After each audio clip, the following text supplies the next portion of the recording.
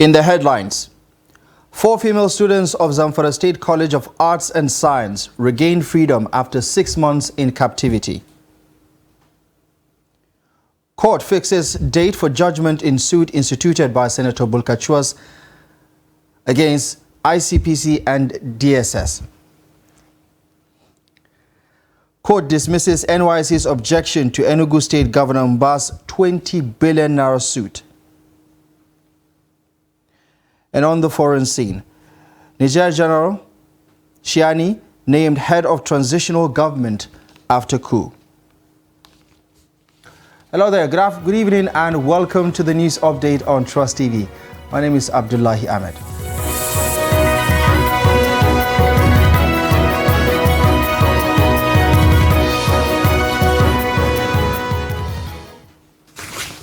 We start in Zamfara as 4 students of Zamfara State College of Arts and Science, Gusau, have regained their freedom after living in captivity for over 6 months. The kidnappers had released 2 video clips at different periods in time in which the victims were seen crying and calling for help from the government to secure their release. They were kidnapped along Bimini Magaji Laura Namoda Road in January of 2023 while returning from a wedding ceremony. The State Police Command confirmed that they were rescued by security operatives in Zamfara State. Now, Fulani pastoralists and farmers in Gombe State are reacting positively to the state government's plan to retrieve and reclaim all cattle routes and grazing reserves which have been at the center of farmer-herder clashes in the state. Gombe State has witnessed some violent farmer-herder clashes that have claimed many lives in the past. Ibrahim Ismail has more. Farmer-herder clash had claimed thousands of lives and properties worth millions of naira in different parts of the country. The crisis has been persistent despite efforts by governments and community leaders. Will this decision to retrieve grazing reserves yield the desired outcome in addressing the crisis? If you acquire your farm legally and lawfully, nothing is going to happen to you. But if you know your farm is encroaching a forest reserve or a game reserve illegally, then you have every cause to fear. So I will assure the farmers that our committee is going to be very honest and objective, and we will listen to them. So let all stakeholders listen to them, and then we get a very good report for the government. Farmers have been blamed over alleged grabbing and conversion of grazing reserves and cattle routes to farmlands. This is a welcome idea and this is a very good thing. That is what you have been sensitizing and drawing attention and calling to our teaming smallholder farmers to know actually where they're supposed to farm or something of that nature. So if this committee will work aimlessly to address this issue so that our cattle rearers will have their way and also our farmers will have their farmlands to go for their farming activities. Over the years, the Fulani pastoralists have been known for leading herds of cattle from one location to another. Are they willing to minimize movements? Moving with herds of cattle from one end to the other, more than 100 kilometers, 100 miles, should be thought. That is to say, people have to sit down and think about it. We have a big job to do, something that you inherit. For you to change the mindset of someone to move from A to B is a task.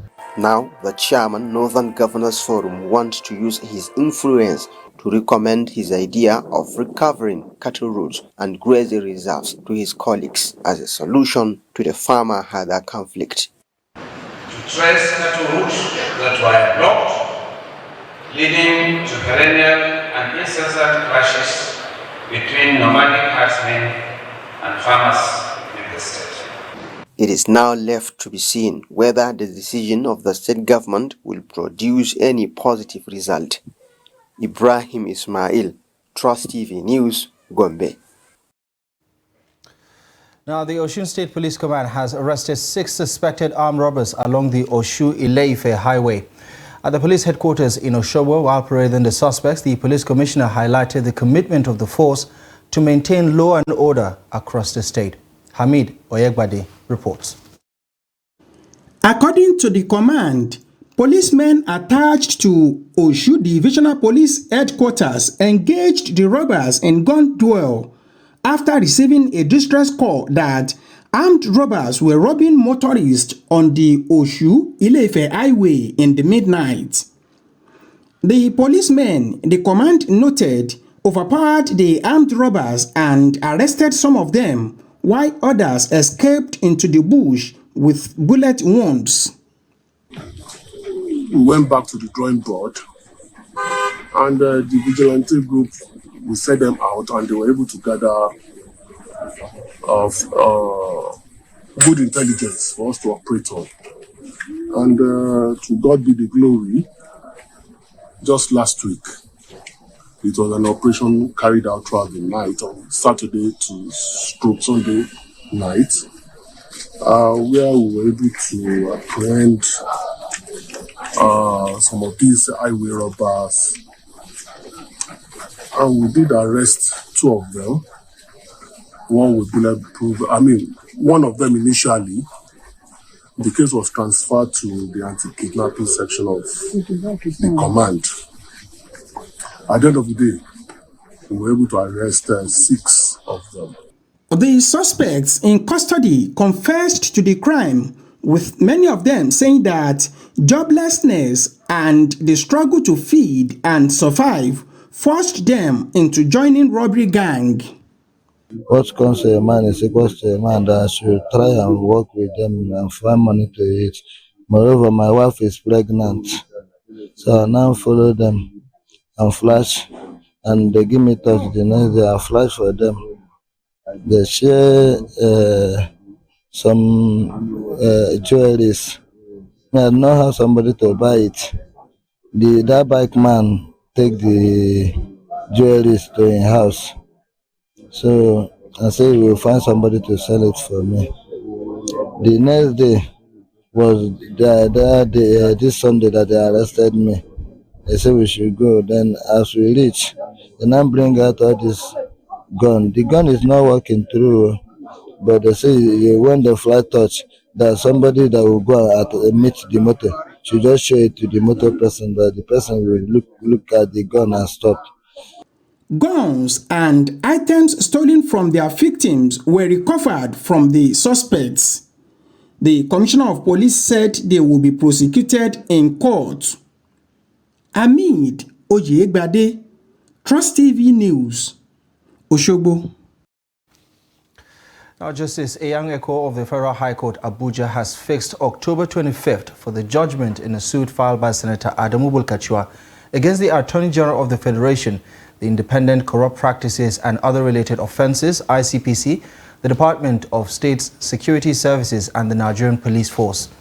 Bulkachuwa, married to the immediate past president of the Court of Appeal, Justice Zainab Bulkachuwa, cited the June 15 letter of invitation sent to him by the ICPC over his comment on the floor of the Senate, which he said many had misinterpreted as influencing his wife's decision in some cases while she was serving as the president of the Court of Appeal.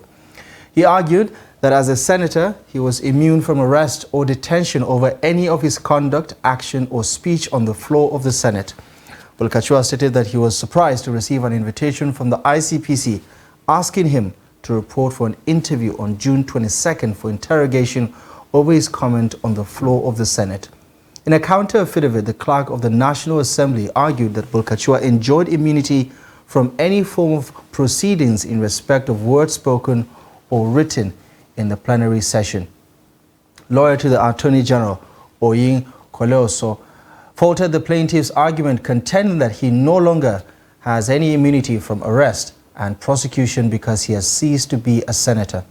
Justice Iyayeko subsequently adjourned the suit to October 25th, 2023 for judgment.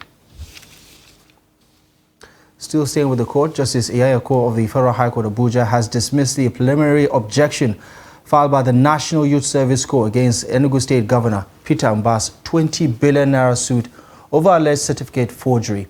In his ruling, Justice Eko held that the provisions of Section 20 of the NYC Act do not relate to Mbah, as he is not currently a serving NYC member, an intended one, or an employee of the Corps. At the last adjourned date, the Counsel for NYC had argued that Mbah contravened the NYC Act in the institution of the suit. While urging the court to strike out the suit, he said Mba did not appeal to the president as required by the provisions of Section 20 of the NYC Act before instituting the suit against the Corps. Now, the NYC had issued a disclaimer on February 1st, 2023 in response to a request for information on the NYC status of Peter Mba pursuant to Section 1 of the Freedom of Information Act 2011. In other news, the Nigeria Senate has appealed to the leadership and members of the National Association of Resident Doctors to suspend the ongoing strike action in the interest of all Nigerians. The doctors commenced a nationwide strike action following the inability of the federal government to meet their demands. The report. Senator Yunus Akintunde from Oyo Central, while moving a motion on the matter, said the doctors claimed that on May 19, 2023, they signed a memorandum of understanding with the federal government after a meeting with Senate and House of Representatives Committee on Health, but with little or no action planned on such. He emphasized the need for the Senate to appeal to the doctors to shelve the ongoing strike and resume at their respective duty post, while the Senate would work on how to ensure that the memorandum of understanding signed is complied with. This morning, I listened to the Nigerian Association of Resident Doctors on television, and I think we can marry part of their demands with our discussions here. They made it known that on May 19, 2023, which is this year, they signed an MOU with federal government after meeting with the Senate and House of Rep Committee on Health. The Deputy Senate President, Senator Jibril Barau, expressed concern on the implications of the strike, noting that doctors are key stakeholders in the health sector, noting that there is the need to appeal to them to suspend the strike. We all know that health is life, then there won't be life, or our lives will be in great jeopardy. So I align myself with all that is said in this motion. I align myself to the intendment of this motion because it's very, very, very important that we get our doctors back to work. Otherwise, we'll be in problem. The Senate President Godswill Akpabio said the Senate would take all the resolutions reached on the matter with all seriousness, while he appealed to the doctors to suspend the ongoing strike. Resident doctors will listen to the plea of the Nigerian Senate as met today to end this strike, particularly taking cognizance of the humanitarian aspect of it, the number of lives that are lost. Their profession is generally to save lives, not to lose lives. National Association of Resident Doctors embarked on an indefinite strike on Wednesday to press home their demand for improved welfare. Staying with developments in the National Assembly, the Speaker of the House of Representatives, Tajuddin Abbas, has named chairman and deputy chairman of the 133 House standing committees in the House of Representatives. Abbas, who announced the constitution of the committees at the twilight of plenary on Thursday, named Abubakar Bichi appropriations chairman, Babajimi Benson as Defense Committee chair, Mukhtar Betara is appointed Committee Chair on FCT, while Regina Akume chairs the Committee on National Agency for Food, Drug Administration and Control. Ikenga Ugochinyere is Chairman, Petroleum Downstream, as Odionosin Johnson is named Chairman, Petroleum, while Ibori Seonu is Chairman, Niger Delta Development Commission.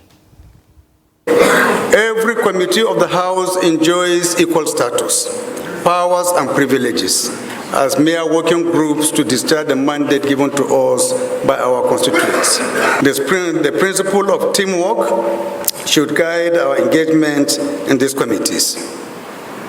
Committee chairmen must ensure that there are functional secretariats for their respective committees. This is very crucial as the House is redefining legislative work at the committees. All committees are now required to submit regular reports of their activities to the leadership of the House on a quarterly basis. Investigative hearings, public hearings, and reports from oversight functions have to be submitted to the House in plenary for further legislative action.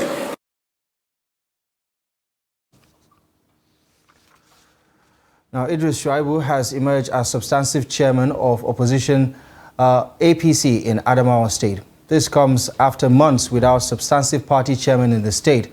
Until his emergence as chairman, Shuaibu served as the party's state legal advisor in Adamawa State.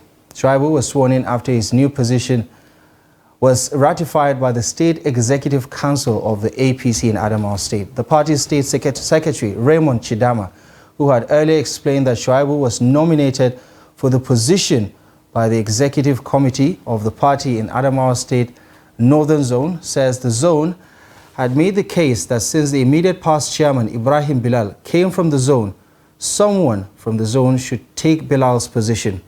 The party scribe read out a letter from the Northern Zone nominating Idris Shuaibu, and members of the State Executive Council who attended the emergency meeting at the APC State Secretariat in Yola endorsed the nomination.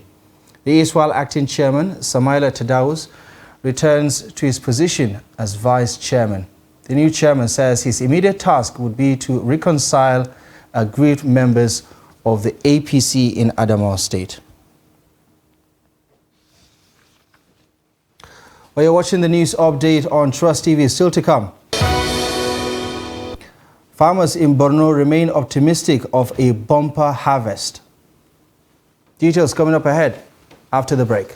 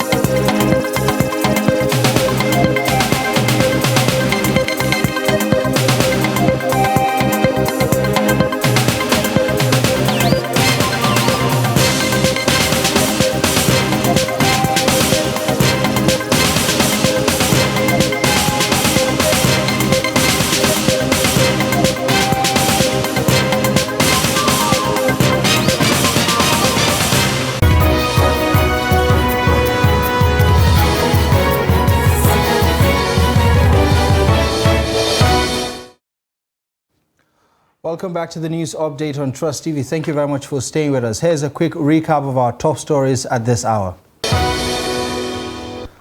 4 female students of Zamfara State College of Arts and Science regained freedom after spending 6 months in captivity. The court fixes date for judgment in suit instituted by Senator Bulkachua against ICPC and DSS. Now, traders at Fatima Baker Central Market in Katsina are dissatisfied with the conduct of some internally displaced persons who occupy shop premises. The traders say the IDPs, mostly women and children, are becoming disruptive to business activities, especially at night. Abdullahi Yamadi has more on the story. Though no IDP camp was created for the internally displaced persons in Katsina State, women, mostly from Basari, Safana and Gangara local government areas, running from the ravaging banditry in their localities, called this place their home. They are solely depending on begging at the central market to survive. They usually pass the night at this market and in the process constitute nuisance to shop owners. It is not our wish to leave our homes for the sake of coming to the city and be begging. No, it is out of necessity. Most of us have many dependents. Our husbands and parents have been killed by bandits. What else do you expect us to do?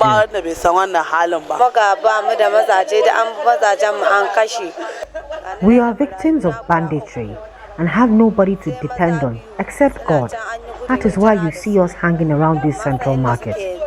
We beg for alms to survive and we sleep here at night as a last resort. Traders say the IDPs often defecate openly, a situation they say is unacceptable and unhygienic.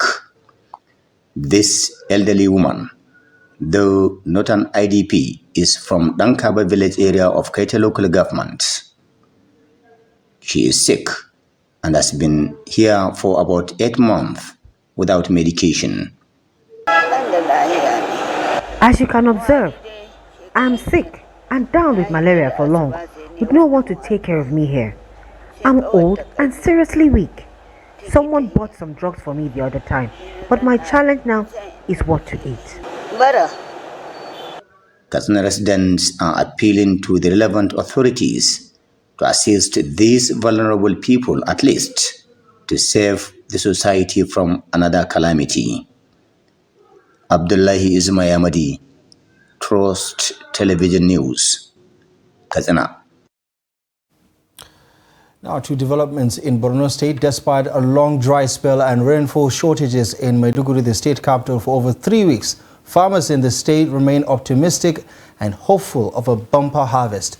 Adamu Gulde takes a look at the challenges and prospects of this year's farming season in Borno State. Climate change. Experts are of the view that change in climate conditions will cause changes in temperature and precipitation, which will in turn affect the types of crops to be planted, date of planting, tillage as well as harvest, mainly due to change in rainfall pattern. This therefore makes some continents to have heavy downfall, more than expected patterns, causing flood and destructions, while others will be subject to short rainfall, causing drought and hunger. Borno State, which is just recovering from 14 years of insurgency, also has its fair share of the change in rainfall pattern, which made some people to resort to divine intervention through prayers as directed by the Shehu of Borno. Shortly after the prayers, the state started recording showers, and farmers deemed hope changed to renewed hope. Malam Lawal Dambua is a farmer who lives in Huyolimanti, village of Magumeri local government. He said hitherto they lost hope of bumper harvest, as some of them planted twice, but now that the rainfall has improved, they are hopefully of good harvest. Most of the farmers, he said, planted millet, groundnut and beans, while others planted maize and sesame, adding that fertilizers, seeds, agrochemicals and tractors giving them free as farm input support by government also encourage them to do more, as they now save costs to buy food items. Adamu Haruna is another farmer who said most of them used to come from the suburb of Maiduguri, mainly Bolori, Zajeri, Umarari, Barak, Musari and Shagari locals, to farm along Maiduguri-Gubbio Road, being low-income earners. He said apart from the government input support, the daily free transport to and from farm has given them a great side of relief in terms of transport fare, especially at this period of high cost of petrol, which in turn hike the cost of transportation. According to him, most of them now uses the saved transport money to buy food. Women and young girls were also not left out of this venture, which keeps the family soul and body together. Adama Bulama Ali Gambo Umar, Saje Abdu, and Mamman Ali are farmers from Goleri, Kangadiri, Huyo, and Alajiri villages who engage in this year's farming to support their families and earn sustainable income. We are very grateful for all what government done for us, and we farmers, we need more intervention from government. Borno State government has given us support for this several times. We appeal to the government to come to our aid. After heavy downfall, we came to our farm together with our family. We are really grateful to the Borno State government for helping us in the agricultural sector, and we need more intervention. While acknowledging the free transport and input support by government, they said most of women planted beans, groundnut, bambara nut, and sesame on their farm being cash crops. Now that the state is recording relative peace, the much-needed desired food security by government through agricultural transformation will not be far from reality. From Maiduguri, Adamu Aliu Ngulde, Trust TV News. And to developments on the international scene, Abdurrahman Chiani, head of Niger's Presidential Guard, has named himself head of transitional government in the West African country 2 days after his unit overthrew democratically elected President Mohamed Bazoum. He made the announcement on Friday on state-run television, saying he was, quote, the president of the National Council for the Safeguard of the Homeland. The 62-year-old general also says the intervention had been necessary to avoid, quote, the gradual and inevitable demise of Niger as a country. He said that while Bazoum had sought to convince people that all is going well, the harsh reality is a pile of dead, displays, humiliation, and frustration. There was no mention of a timeline for return to civilian leadership.